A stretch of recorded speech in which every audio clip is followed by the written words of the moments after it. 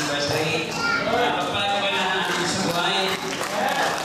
Sa mga bisita na naharap dito, magandang hapon sa inyo lahat.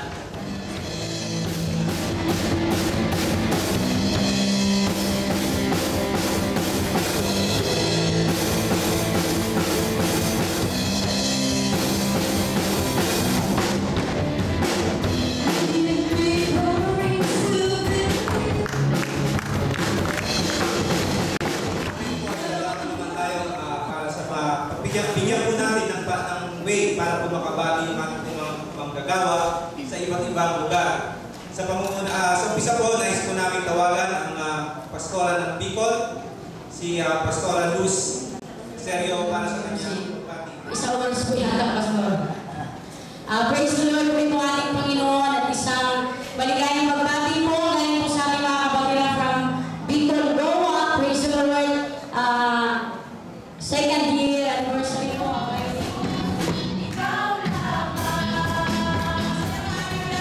Binibiyayaan tayo ng ating Panginoon. May mga blessing tayong nararamdaman.